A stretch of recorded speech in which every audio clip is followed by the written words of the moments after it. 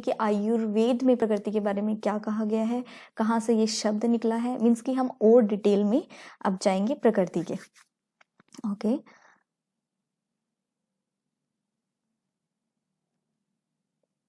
अगर मैं बात करूं प्रकृति शब्द जो है उसकी व्युत्पत्ति क्या है, तो व्युत्पत्ति का यहाँ पे मतलब है कि ग्रामेटिकली ये जो शब्द है वो किस तरीके से बना हुआ है।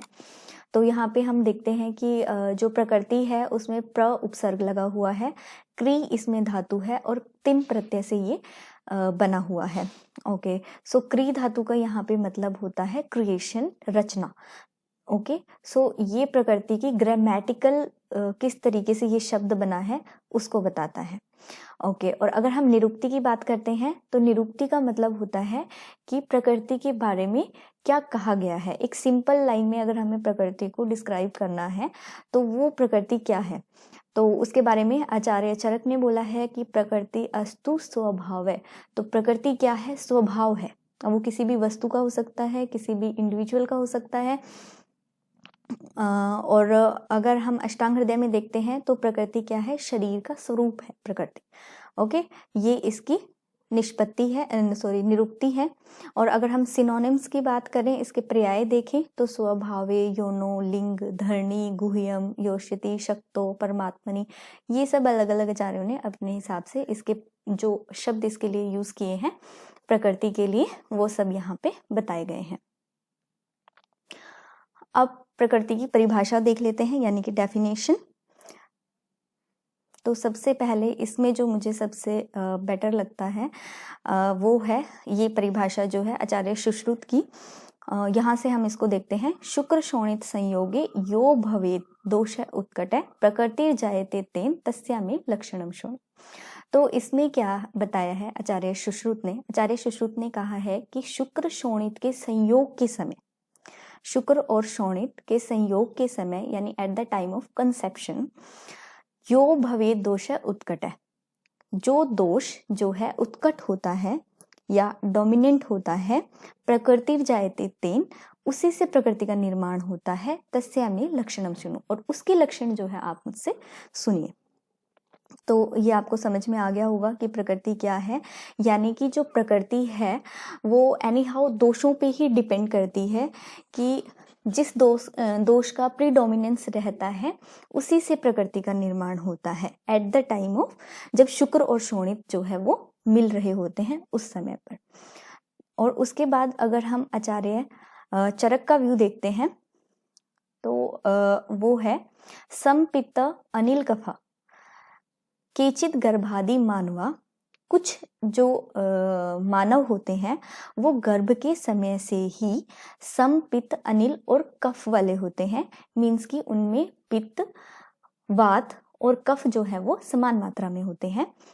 दृश्यंते वातला, और जो कुछ मानव होते हैं वो कैसे दिखाई देते हैं, वातल प्रकृति के, केचित पित्तला, कुछ पित्त प्रकृति के होते हैं, केचित जो है वो श्लेष्मस तथा, और कुछ श्लेष्म प्रकृति के होते हैं।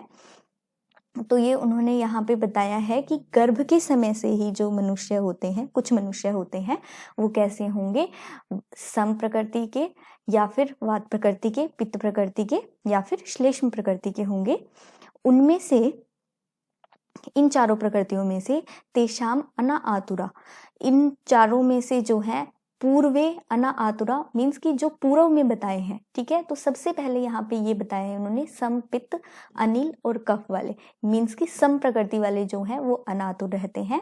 वातलाद्य सदा आतुरा, और जो बाद में इन्होंने बताई हैं वातल, पित्तल और श्लेष्मल, तो ये सब जो सिंगल दोष वाली प्रकृतियां होती हैं वो सब क्या रहते हैं, सदा आतुर रहते हैं। दोषानुशयिता है ईशाम देही प्रकृति उच्यते। तो ये जो, ठीक है, ये दोष जो होते हैं गर्भ के समय में जो होते हैं वो हमेशा अनुशय होते हैं, मीन्स कि कोई हानि नहीं पहुंचाने वाले होते हैं, उसी को देह प्रकृति कहा जाता है। तो ये दो डेफिनेशंस हैं जो आचार्य चरक ने और आचार्य सुश्रुत ने दी हैं। उसके बाद यहाँ पे ये डेफिनेशन तो हम देख चुके थे, अब हम देख लेते हैं कि इन्होंने जो प्रकृति है आचार्य सुश्रुत ने वो 7 प्रकार की बताई हैं।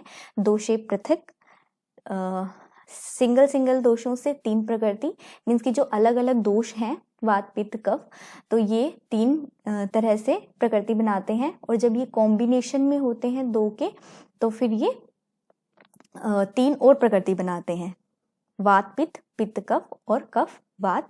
और एक प्रकृति जो होती है वो इन तीनों को मिला करके बनती है, जिसे समप्रकृति कहा जाता है।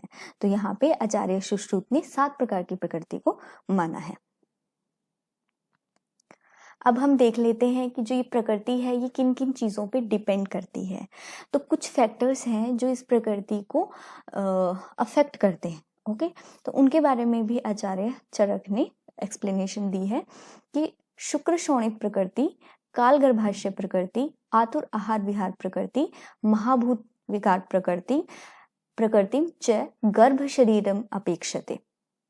तो ये जो फैक्टर्स हैं उन्हीं के ऊपर जो गर्भ शरीर होता है उसकी प्रकृति निर्भर करती है। ओके, तो शुक्र और शोणित की प्रकृति जो होती है उसी से गर्भ की प्रकृति बनेगी। तो ये हम डायरेक्टली कोरिलेट कर सकते हैं कि जो शुक्र में दोषों का प्रीडोमिनेंस है, जो शोणित में दोषों का प्रीडोमिनेंस है, तो वो क्या रहेगा, जब वो मिलेंगे तो जो गर्भ बनेगा उसमें भी जो उनका रिजल्टेंट होगा वो जो दोष रहेंगे उन्हीं से प्रकृति बनेगी। उसके बाद काल, काल का यहाँ पे मतलब है समय।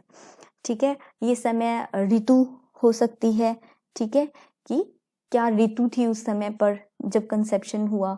ओके, तो उस चीज पे भी जो प्रकृति है वो डिपेंड करती है।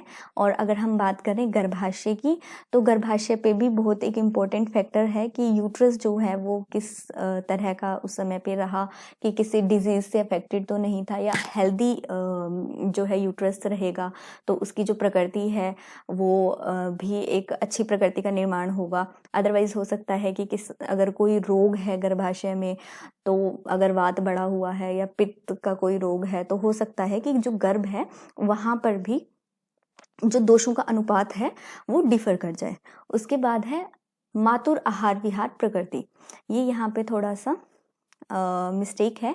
ये मातुर आहार विहार प्रकृति है कि जो माता का आहार है, विहार है, उसकी जो प्रकृति है उस पर भी डिपेंड करता है कि जो मनुष्य है उसकी प्रकृति कैसी रहेगी।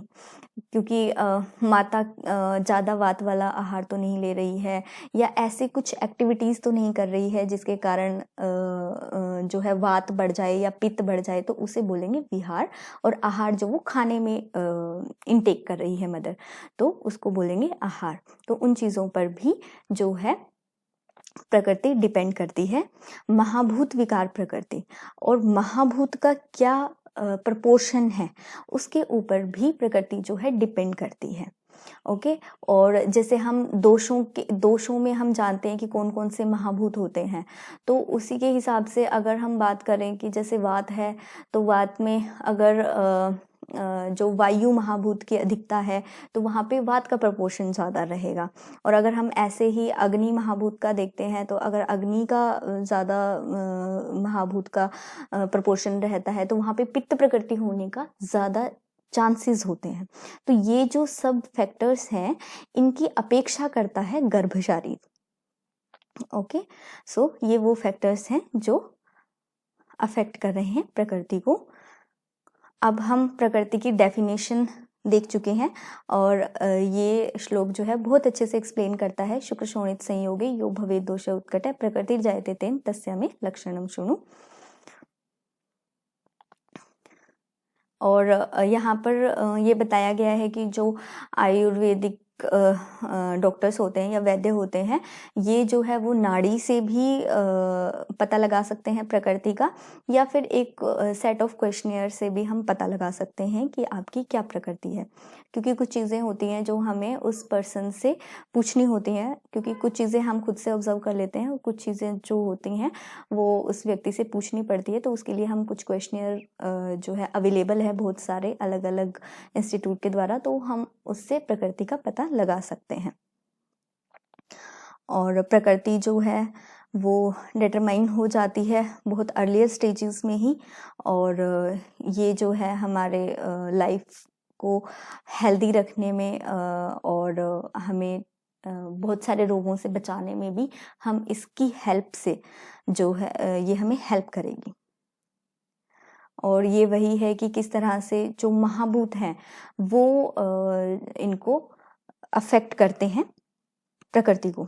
ठीक है, तो अगर हम देखते हैं कि जैसे कफ दोष है तो उसमें यहाँ पे पृथ्वी और जल का एक कंपोजिशन रहता है, तो अगर ये महाभूत अधिक होंगे तो वहाँ पे वो कफ प्रकृति के लिए जो है रिस्पॉन्सिबल हो जाते हैं। वो चीज़ हमने देख ली है। अगर हम देह प्रकृति की बात करें तो प्रकृति जो है दो तरीके से होती है, एक देह प्रकृति होती है, एक मानसिक प्रकृति होती है, मानस प्रकृति जिन्हें बोला जाता है। तो हम पहले देह प्रकृति को देखते हैं। देह प्रकृति जो होती है वो 7 टाइप्स होते हैं। हालांकि आचार्य चरक ने सूत्र स्थान में इनको 4 तरह का बताया है, लेकिन आगे जाके उन्होंने 7 तरह का ही बोल दिया है विमान स्थान में। तो जो है अगर हम देखें तो ये सभी का साझा ही मत है कि प्रकृति जो है वो 7 टाइप्स की होती है। वात प्रकृति, पित्त प्रकृति, कफ प्रकृति, वात पित्त, वात कफ, पित्त कफ और सम प्रकृति। और ये जो श्लोक है आचार्य चरक का है विमान में कि तस्मात्, और इस प्रकार से जो श्लेष्मला प्रकृतिया केचित, कुछ लोगों की जो प्रकृति है वो श्लेष्मल होती है। पित्तला केचित, कुछ की पित्तल होती है। और केचित वातला, और जो कुछ लोगों की वातल प्रकृति होती है। समसृष्टा केचित, और कुछ लोगों की समसृष्टा यानी 2 दोषों से मिलके बनी हुई होती है। और केचित भवंती समधातु, तो और कुछ लोगों की जो होती है वो समधातु धातु प्रकृति होती है, मीन्स की सम प्रकृति होती है। और इसी तरह से आचार्य सुश्रुत ने भी इसी बात को स्वीकार किया है कि जो प्रकृति है वो 7 तरह की होती है। सप्त प्रकृतियों भवंती, दोष है पृथक, पृथक पृथक दोषों से 3 प्रकृति, द्विषय की 3, मतलब कि 2 के कॉम्बिनेशन से 3, समस्तश्चय और एक समस्त दोषों को मिलाकर जो कि सम प्रकृति होती है। और अगर हम बात करें मानस प्रकृति की, तो मानस प्रकृति जो होती है वो मानसिक गुणों के आधार पर होती है, सत्व, रज और तम। ठीक है, तो सत्व गुण से होती है सात्विक प्रकृति, रजस गुण से होती है राजसिक प्रकृति, और तमस गुण से होती है तामसिक प्रकृति। और आगे भी इनको क्लासिफाई किया गया है। तो ये जो प्रकृति है सात्विक प्रकृति, ये 7 तरह की होती है। राजसिक प्रकृति जो होती है वो 6 तरह की होती है। और तामसिक प्रकृति जो है वो भी 3 तरह की होती है। तो मानसिक प्रकृति के लिए हम अलग से एक मैं वीडियो बना दूंगी, उसमें हम मानसिक प्रकृति को डिस्कस करेंगे। और इसी तरह से जो दैहिक प्रकृति है इसके क्लासिफिकेशन के लिए भी एक अलग से वीडियो मैं बनाऊंगी। इसकी जो नेक्स्ट वीडियो होगी उसमें आप सब लोग देख सकते हैं इसको। Thank you so much.